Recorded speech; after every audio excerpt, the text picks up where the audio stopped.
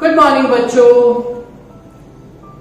तो आप अपना काम कर रहे हैं रेगुलरली, है ना? पक्का ना? ओके।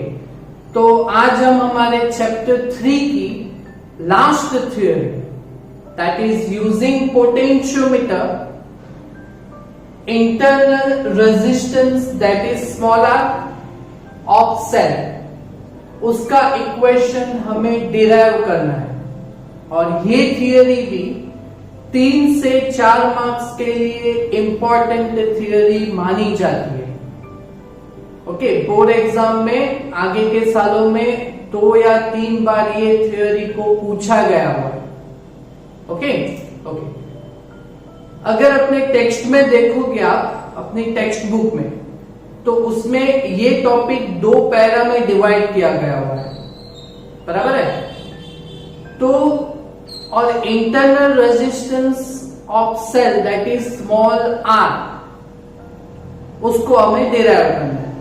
तो पोटेंशियल के लिए 2 थियरीज हैं, that is first comparisons of EMFs of 2 cell and another theory that is internal resistance small r of cell का इक्वेशन डिराइव करना। तो दोनों इंपॉर्टेंट थियरीज है ना? दोनों में पहले पोटेंशियोमीटर का सर्किट F4 फ्लावर, ओके, तो वो तो कॉमन रहेगा। तो पोटेंशियोमीटर में कैसा होता है, तो एक वुडन ब्लॉक पे पूरा 400 सेंटीमीटर का वायर रहता है, ऐसे 4 राउंड्स में 100 सेंटीमीटर के।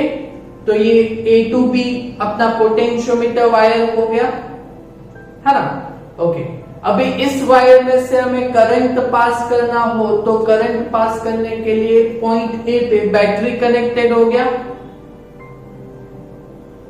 ना? ओके, हमें इसका इंटरनल रेजिस्टेंस नहीं फाइंड करना है, ये हमारा सप्लाई ऑफ पोटेंशियोमीटर हो गया।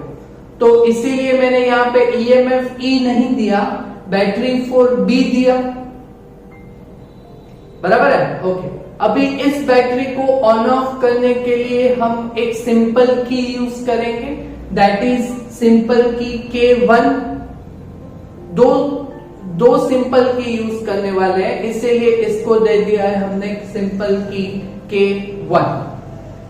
ओके, अभी इस सर्किट में करंट कंट्रोल करने के लिए हम रेजिस्टर लेंगे, that is variable resistor, that is rheostat. तो ये रियोस्टेट ले लिया हमने, बराबर है? ओके, तो ये सर्किट कंप्लीट हो गया, सर्किट कंप्लीट हो गया। अभी हम क्या करेंगे, तो वो गैल्वेनोमीटर के साथ वो जॉकी की कनेक्टेड रहता है, उस जॉकी की को हम ये पोटेंशियोमीटर वायर पे हम स्लाइड करते हैं, है ना? और जो पॉइंट पे हमें गैल्वेनोमीटर शोज 0 डिफ्लेक्शन, वो बैलेंस पॉइंट का रीडिंग लेते हैं, है ना? तो इस थियरी में भी हम 2 बार ऐसा काम करेंगे। तो पहली बार सपोज टू बी के मुझे नल पॉइंट मिला गैल्वेनोमीटर का 0 deflection point, that is balance point. अगर मुझे यहाँ पे N1 पे मिला, है ना, तो पॉइंट A के डिस्टेंस ये सपोज टू बी के L1 हो, तो AN1 is equal to L1। और अगर दूसरे केस में अगर balance point that is null point मुझे N2 पॉइंट पे मिले, है ना, N1 N2 आप कहीं पे भी दिखा सकते हो, बराबर है? ओके, तो अगर मुझे नल पॉइंट N2 यहां पे मिले, तो उसका पॉइंट A से डिस्टेंस अगर ये L2 हो, तो AN2 is equal to L2, बराबर है? ओके, और हमने पोटेंशियोमीटर का प्रिंसिपल देखा है ना, कि इन दोनों के बीच का potential that is VAN1 is proportional to L1, और प्रोपोर्शनल टू रिमूव करते हैं तो बीच में आता है potential gradient that is phi which is constant, बराबर है? ओके, चलो, तो ये हो गया, बराबर है?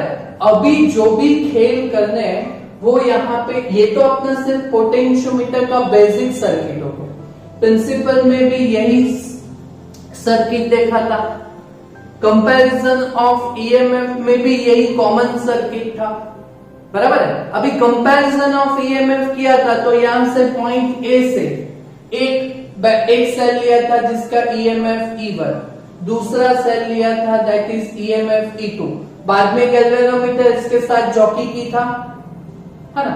अभी क्या करेंगे हम, इस पॉइंट ए पे जिसका इंटरनल रेजिस्टेंस फाइंड करना है जिस सेल का, है ना, तो वो सेल लेना पड़ेगा हमें, है ना। तो अभी यहां से सर्किट का, है ना, एडिटिंग आएगा।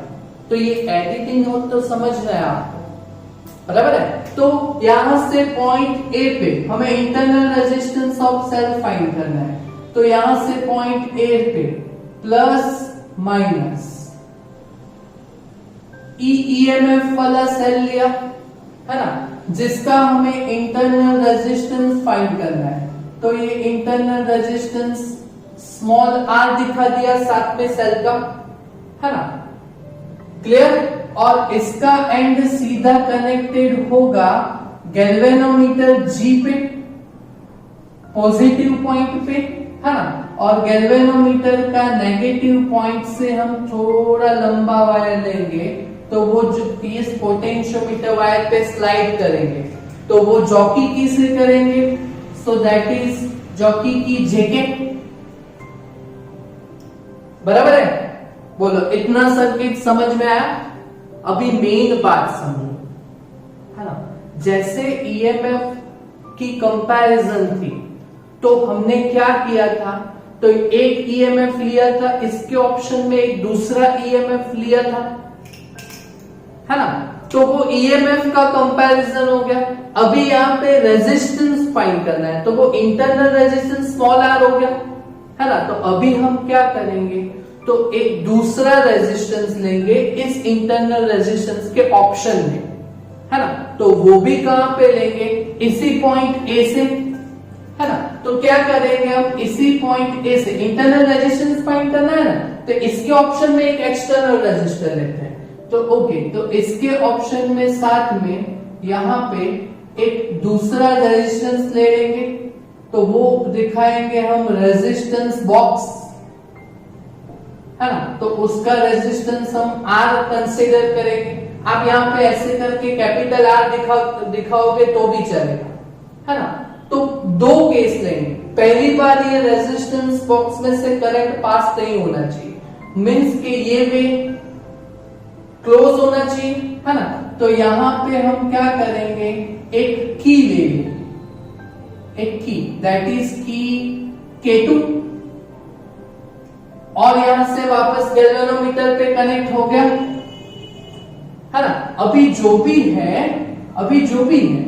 करेंगे तो वो इस की के साथ करेंगे, है ना। ये दूसरा सिंपल की K2 हो गया,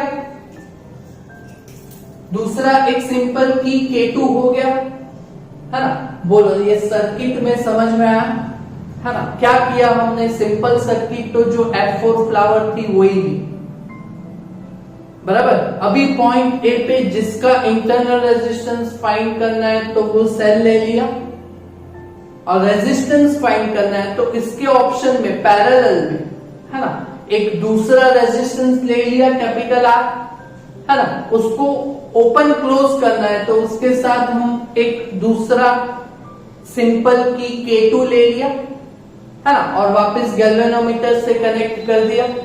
तो this is this circuit to find internal resistance of given cell, बराबर है। तो देखो यहां से हमारे पास दो केसेस हैं, है ना, एकदम सिंपल, अपना भेजा लगाओ, रट्टा मत मारो। पहले हम क्या करेंगे, इस की जो है ना की K2, इसको हम ओपन रखेंगे। ओपन मीन्स बीच में कोई की इंसर्ट नहीं होगी। तो पहले देखो ये की K2 जो है वो ओपन है, ओपन है इट मीन्स ये इस रेजिस्टेंस बॉक्स में करंट पास नहीं होगा।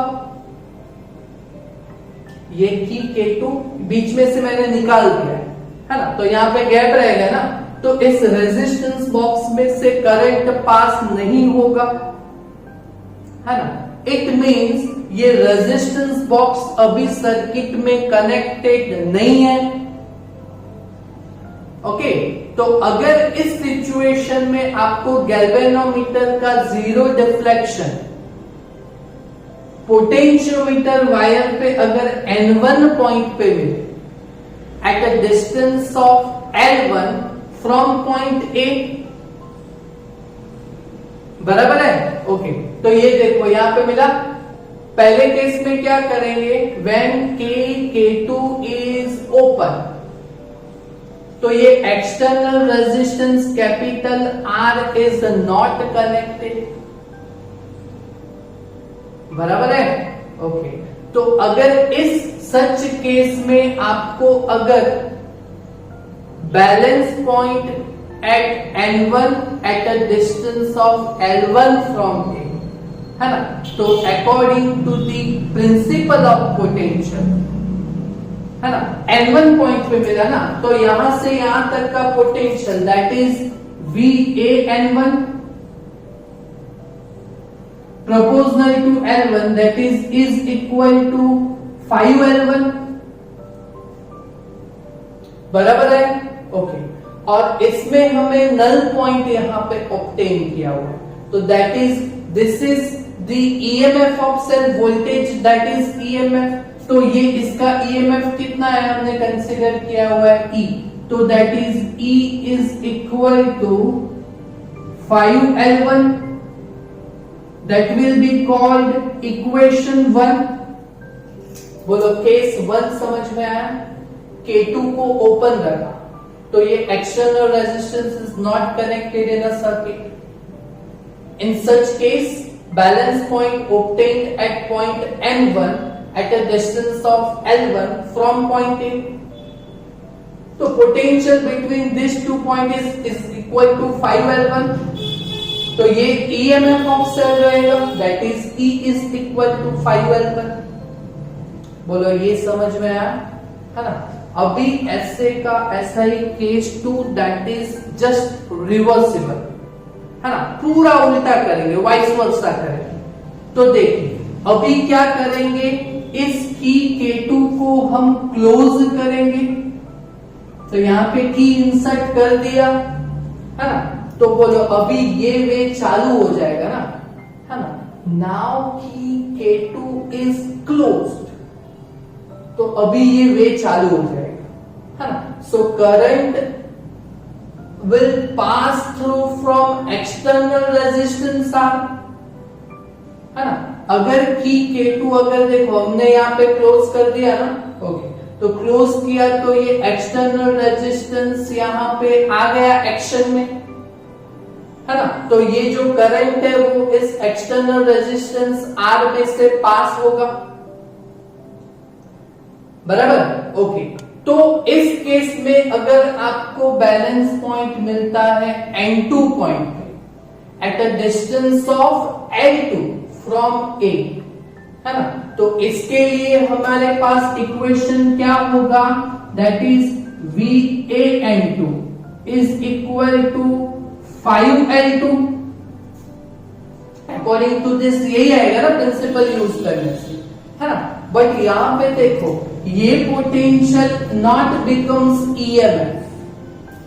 अभी देखो करंट इसमें से पास होगा, तो इसमें से करंट पास होगा, तो यहां से यहां तक का potential that is 2 ends of, that is potential between 2 ends of cell, है ना। तो हमने देखा था ना सेल के कॉन्सेप्ट में, देखा था ना सेल के 2 एंड्स पे voltage that is terminal voltage, है ना। तो यहां पे देखो case 2, now when key K2 is close, current will pass through resistance box, है ना, एंड इट गिव्स यू, यहां से करंट पास होगा तो यहां पे 2 end that is terminal voltage of EMF that gives you terminal voltage V of cell.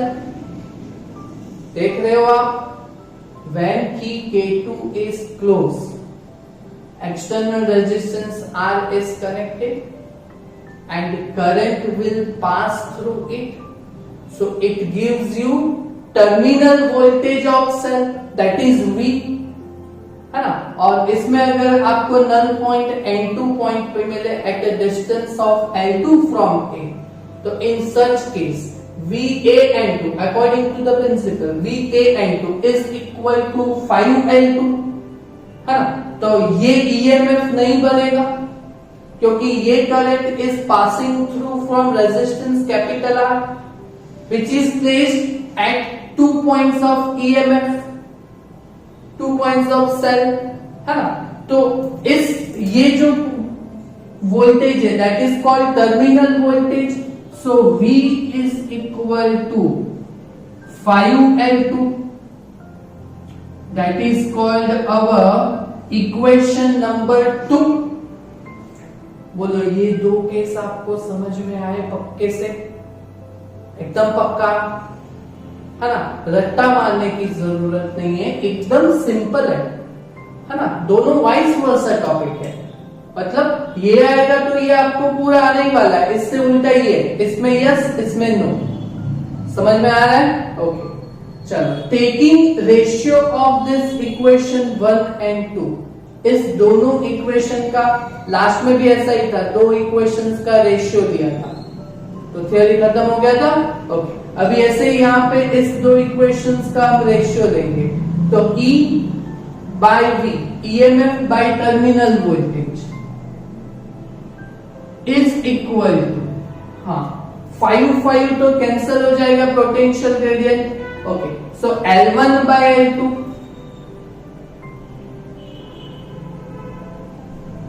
है ना. तो ये वोल्टेज और EMF है ना. इसकी जगह पे हमें तो क्या फाइंड करना है, internal resistance small r find करना है ना, बराबर है ना. ओके तो ये रेजिस्टेंस तो दिखना चाहिए ना, यहाँ पे तो EMF और वोल्टेज दिख रहा है, तो हम ओम्स लॉ को यूज करेंगे, है ना. तो यूजिंग ओम्स लॉ, तो is equal to L1 by L2, ये तो यही रहेगा. ओके अच्छा, ओम ने क्या बोला था, है ना. V is equal to IR, voltage is equal to IR, तो ये terminal voltage V is equal to I into capital R. Okay V is equal to IR, और EMF वो भी वोल्टेज ही है ना, तो वो भी I इंटू R ही रहेगा.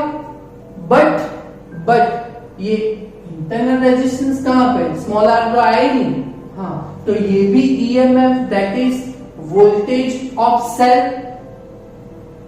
है ना. तो वो IR तो आएगा ही, बट वो सेल का EMF है तो उसमें इंटरनल रेजिस्टेंस भी ऐड होगा, है ना. तो V is equal to IR, EMF E is equal to भी IR, पर इसके साथ स्मॉल r इंटरनल रेजिस्टेंस भी ऐड होगा. Current voltage is equal to current into resistance, current into resistance, और करंट इंटू रेजिस्टेंस तो ये सेल का EMF है तो इंटरनल रेजिस्टेंस ऐड करना पड़ेगा. ओके तो अभी यहां से क्या होगा, तो ये current I will be cancel और हमें फाइंड करना है इंटरनल रेजिस्टेंस, स्मॉल r के इक्वेशन को डिराइव करना है ना. तो यहां से क्या करेंगे हम, तो ये capital R plus small r divided by capital R है, कैपिटल R दोनों के डिवाइड में होगा, तो capital R by capital R that is 1 plus small r by capital R is equal L1 by L2, है ना. और अभी तो small r by capital R is equal to +1 इस साइड पे जाएगा तो -1, that is L1 by L2 -1. Okay तो that is internal resistance of cell.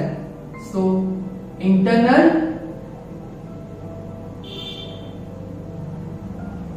Resistance of cell is given by चलो तो बोलो, स्मॉल आर का इक्वेशन यहां से क्या बनेगा? Small R is equal to capital R in bracket L1 by L2 minus 1। बोलो क्लियर? कैपिटल आर मल्टीप्लाई हो जाएगा पूरे ब्रैकेट के साथ। Okay, so this is the equation of internal resistance of cell. बोलो एकदम पक्के से आपको समझ में आ गया? क्लियर है ना? तो इसी इक्वेशन के बेस हमारे पास है, दैट इज एक्सरसाइज नंबर 23, जिसमें आपको सर्किट भी दिया गया हुआ है ना? बट वो ड्रॉ करने की कोई जरूरत नहीं है ना? एकदम सिंपल न्यूमेरिकल है। तो यहाँ पे देखो है ना, तो फिगर शोज 2 वोल्ट पोटेंशियोमीटर। तो वो जो सर्किट है अंदर, उसमें 2 वोल्ट का पोटेंशियोमीटर दिया गया हुआ है ना? That is not EMF of cell. ये जो पोटेंशियोमीटर है उसका जो सप्लाई है वो ये बैटरी है। पोटेंशियोमीटर में से जो करंट पास कर रहा है वो ये बैटरी है ना? और एक कंडीशन है कि इसका EMF must be greater than this EMF of cell। Okay, तो ये जो पोटेंशियोमीटर है उसका वोल्टेज ये होता है जिसका हमें कुछ काम ही नहीं है। तो ये 2 वोल्ट का तो कोई काम नहीं है।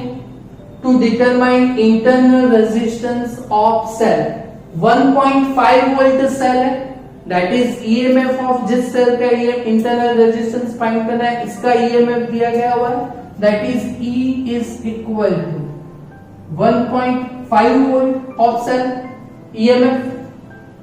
Balance point in open circuit is 76.3 centimeter. Open circuit मतलब पहले की K2 ओपन थी तो वहां पे L1 मिला था हमें बैलेंस पॉइंट, नल पॉइंट। तो L1 is equal to 76.3 centimetre. Okay, when a resistor of 9.5 ohm is used, अभी एक्सटर्नल रेजिस्टेंस कैपिटल R का वैल्यू दिया हुआ है, तो capital R is equal to 9.5 ohm है ना? तो balance point shifts to 64.8 centimetre. तो वो जो पहले था वो L1, तो अभी मिलेगा वो L2 that is 64.8 ohm, sorry 64.8 centimetre. Okay, तो क्या फाइंड करना है हमें? Internal resistance of cell. तो इंटरनल रेजिस्टेंस ऑफ सेल का ये इक्वेशन है हमारे पास, बस इसमें वैल्यू रख के सिर्फ आंसर ही लाना है। ओके, तो small r is equal to capital R 9.5 in bracket 76.3 L1 divided by 64.8 that is L2 minus 1। Okay, तो ये तो कैलसी में एक स्टेप में हो जाएगा। कैसे करेंगे हम? कैसे करेंगे? तो this divided by this minus 1 into 9.5, तो आंसर ओम में आएगा। तो 76.3 divide by 64.8 is equal to 1.177 minus 1, तो इसका आंसर आएगा 0.177 और इंटू 9.5, so into 9.5, तो you will have 1.685 समथिंग है ना?